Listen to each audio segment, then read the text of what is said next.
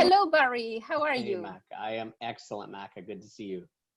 Yeah, it's great to see you and welcome to this new session of the CPTED Talk channel. We are very pleased to have you here. It's great to be here. I'm quite excited, and you've set a high bar with the interviews before me, so I'll try to live up to it. We hope to manage very well. Barry, I will start reading your biography and then we start with the interview, if you agree. I do, although I hope you don't read the whole thing. No, the most relevant part of the biography.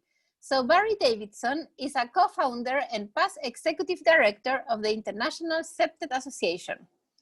Barry is the CEO of Davidson Advisory Group, Inc., and is a leader in the global cannabis industry, providing regulatory policy and strategic advisory services around the world. He's an internationally recognized security and CPTED consultant with more than 30 years experience in strategic and crisis management. Barry works with private enterprise, not-for-profit organizations, as well as government, and is called upon regularly to advise on sensitive, volatile issues. Barry also is the founder of the Graffiti Response Information Team, GRIT, a community-based intelligence gathering education nonprofit organization based in Calgary, Canada, and was the director of the strategic engagement with the Canadian Crime Prevention Center. Barry is ECCP Advanced Certified CPTED practitioner and holds an honor diploma in police science with a research background in criminology psychology. He was recognized as a retail abuse cult expert by Cannes Culture Awareness Network in the 1980s and received the President's Award from the International Society of Crime Prevention Practitioners, ESCPP, for his work. Barry began his formal training in CPTED in 1996 with Tim Crow and has been involved with numerous international CPTED projects and training programs over the past 25 years. He has consulted for major international events such as the 1988 Winter Olympics, World Policy Fire Games, World Petroleum Congress, G8, and others. Barry is active in the community through service organizations such as Scouts Canada, Kiwanis, the Cosmopolitan Club of Calgary, Big Brothers, formerly Uncles at Large, Kingsmen, Diabetes Association, Foothills, Children's Hospital Foundation, and others. He's also very active in municipal affairs, working with several city agencies and committees, such as the Federation of Calgary Communities Urban Planning Committee, Graffiti Action Committee, and others. Wow, a long history of action and service, Barry. A beautiful career. Congratulations. Thank you. I've always thought that public service and community connection was critically important. Yeah, and it appears so clear in your biography. So congratulations for that. I know you for so many years, and I know that your spirit of service, community service, is a very integral part of your personality. So congratulations for that. And please tell us, Barry, how did you start in CPTED? Well, in the early 1990s, I became aware of the strategies in the early work and started applying principles and those strategies in my working communities through Southern Alberta. And then in 1996, I actually brought Tim Crow up to do some training and to mentor me a little bit. And so that's when I first had, I guess, my formal training around CPTED and CPTED strategies. At that time, I was leading the Community Life Improvement Council, a nonprofit in the inner city of Calgary. And we began directly applying those CPTED strategies throughout the inner city. And those programs became known, so I started working within several cities across Western Canada. Since then, to keep this fairly short, since then I've managed to pull many of those CPTED strategies beyond the community and into some high risk or volatile type of events and situations, and have proven that those strategies work even in those types of more volatile environments. Yeah, so a great starting point. You know that I love Canada. I was trained in Canada, in Toronto, by Robert Stephens in CPTED, and really Canada is my second home because ICA is there, and I love the headquarters and the Canadian culture. But can you explain a little to the audience, how is CPTED now in public policies, for example, in Canada? Well, and we love having you up here, Maca. Every time you're here, we get a shot in the arm. Your smile and your expertise lights up every room. Thank Canada you. has, well, we were once, as you've described, and Robert was a big piece of that, a leader around the development of CPTED strategies, certainly within urban planning, community growth, as well as community recovery. I'm not sure that CPTED currently is as high profile, and I'll talk a little bit later about sort of where that has landed. But the one thing that is very positive is that CPTED itself has become deeply ingrained in most of our cities' planning guidelines, strategies. In a lot of cases, it's directly referenced around new developments, new builds and such. Part of the challenge we have is that we've lost some of that early momentum where the decision makers and influencers were able to continue learning and sharing with the departments. And we've lost the fact that CPTED itself has evolved or come more full circle back to C-Ray, where C-Ray had it, around the social constructs. And so we're now in a position where, thankfully, due to the work of people like Greg and Matea and such, that we're seeing programs like Smart Growth reaching into our cities and bringing those strategies back to the forefront. And we're once again seeing success in the communities, and not always with the label of CPTED, but they are definitely, those strategies are deeply embedded in that community engagement and community revitalization. So in Canada, it's coming back around, just perhaps under a different, under different labels and different strategies. And in that sense, Barry, with your political advisory career, do you think it's very relevant to for the success of a CPTED strategy to have political authorities very involved?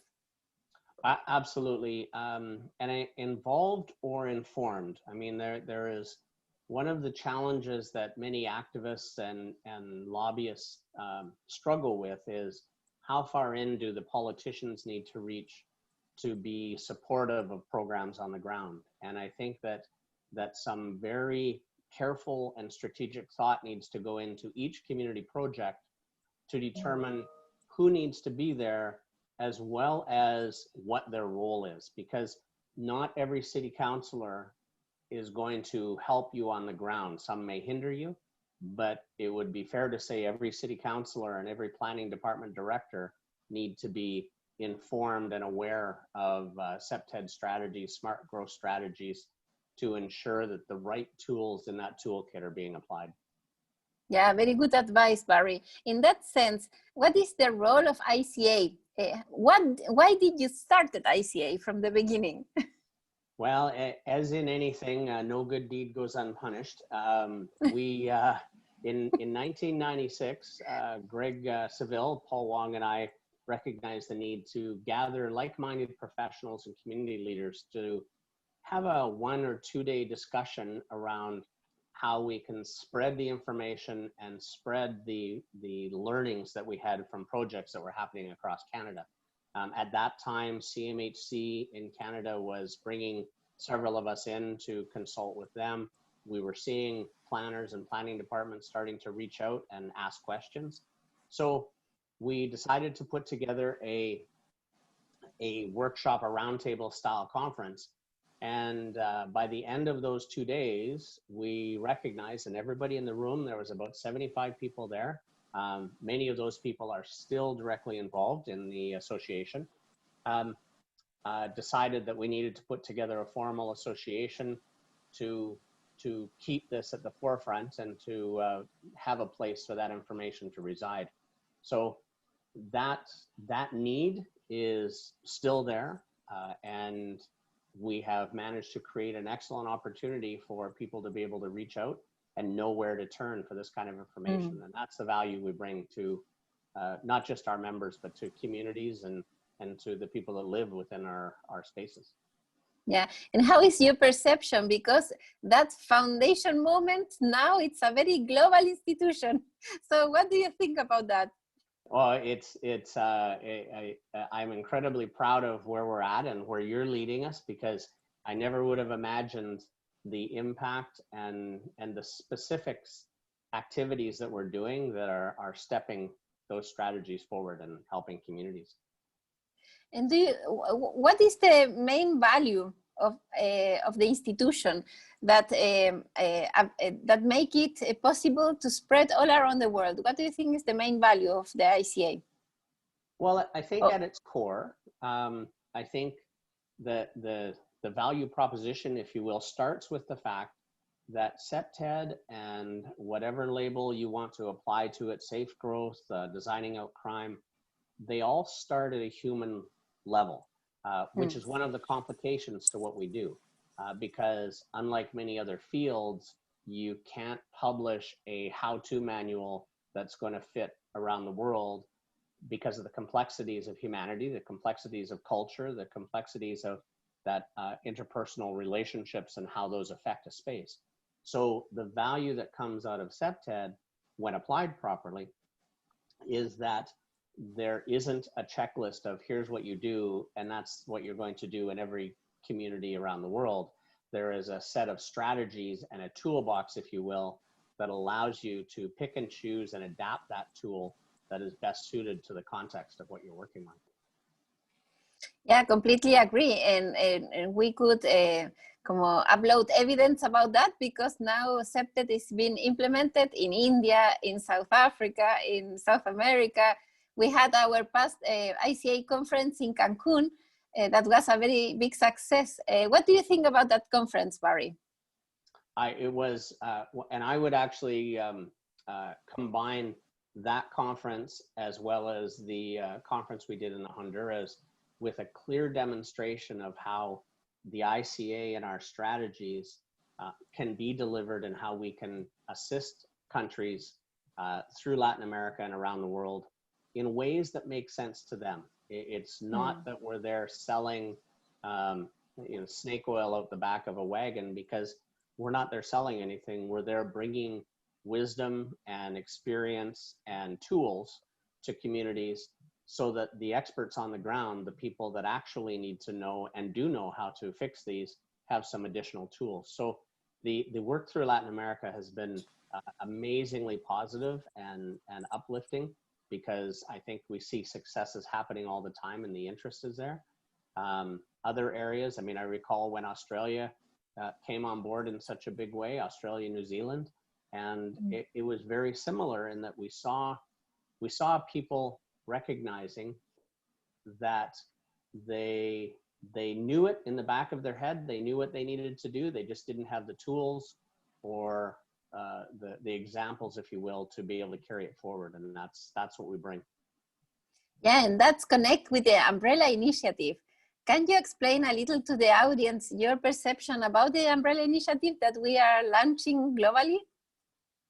Well, I think the Umbrella Initiative is a perfect example of how our new leadership, your new leadership, have managed to formalize a number of things that we as an executive team in the first 10 years felt and wanted to do, but never actually put into a plan. And this gives us a plan as an organization to extend our reach as well as our credibility. And to become more professional as we reach across, and to formalize those relationships with our members and with our communities in a way that allows the information to be used and for them to be supported better than they've ever been supported before. So the initiative is amazing, and I'm incredibly happy to see the response we're getting from around the world. And I think that formalization is going to be huge. We're already seeing it now. It's going to be huge in the growth of the organization and the spread of information into communities and into the hands of people that need it. But probably, Barry, now it's the perfect moment because of technology. I was thinking the Umbrella Initiative, the spirit of the Umbrella Initiative was from the beginning of the foundation of ICA. But now we have the technology, probably the chats, the Zoom meetings. What do you think about? I agree, and I also think, I guess I would lean less about the technology. We've had that technology for some time. I think one of the things that has changed is an acceptance and a change in how we communicate as humans. Before COVID, before the global pandemic, the tools were there, but they were a very shallow, one inch deep pool of what we used, because we were all desperate to be face to face, or when we're going through these types of things. This has created a new normal, and it has created a more acceptable way of communicating that many of us, certainly out of my age demographic, had not preferred before, and now we've become much more accustomed to it. So there's less pushback, which makes it a far more robust and fruitful communication, because there's less pushback. Yeah, you're right, Barry. And what do you think about the future of ICA, connecting with the umbrella structure initiative? Well, I think, and of course, everything is interconnected, but I think that the future of the ICA has been demonstrated in the last few months with the expansion into webinars, moving those educational materials along, and the credibility that comes with that, along with the course certification, which allows us to more openly set a professional bar for people working with CPTED strategies and such. I just think that we are becoming far more professional, which by default allows us to demonstrate where our information comes from. It allows us to build on the credibility that we have after having been an organization for 24 years and some of the smartest people on the planet, aiming to do the right things, being focused on the evidence-based information we have, on the professional information we have. I'm hopeful that that bigger picture will allow us to get to a point that many of us have sought for a very long time, around how do we get some push for more follow-up research and have the resources available for that follow-up research to allow us to crack some of those academic doors and faculties and have more credibility there. The other big thing, Maka, that I'm quite excited about is the code of ethics that we've now come forward with. That has been something that we have always talked about and has always been inferred, really because of the high quality of people around the table with the ICA. But it's nice to have it on paper, and it's nice for us to be able to stand that up and really show that to people, so that we can continue to set the bar for community-based engagement and be proud that we're reaching higher for the sake of our communities. Yeah, you are right. The code of ethics is very needed also for the regions. Many regions will adopt the ICA code of ethics, so it's a very good initiative also. Well, and I mean, it helps us to reinforce the fact that what we do matters. And that's not just about us, but it's important to recognize if you and I go into a community and we apply strategies and we try to lead the community through whatever programs or initiatives we're putting on the ground, what we do affects people's lives. We get to go home at the end of the day, but it is a huge responsibility to walk into that community-centered door and say anything that is going to be affecting the families and the people that live in that space. And I think often consultants, government workers, people working within communities, perhaps over years get tired, or they lose sight of the fact that everything they do and everything they say has a profound impact on the people that live in that space. And that is a big responsibility. And I push very hard for people to never lose sight of the fact that you need to think about what you do and say, because it's impacting people in a direct way. Yeah, completely right. We want to impact in the correct way, not in the wrong way. Exactly. Yeah, and another question, that is a question that I do to all our guests. Why you recommend to become an active ICA member to the audience? There's a long list. I could go on for hours. And the interesting thing is, this is a question we've had trouble with and struggled with for many years. So I made some notes so that I wouldn't ramble on. They're beyond the credibility that comes with accreditation and being attached to the only global CPTED accreditation in the world.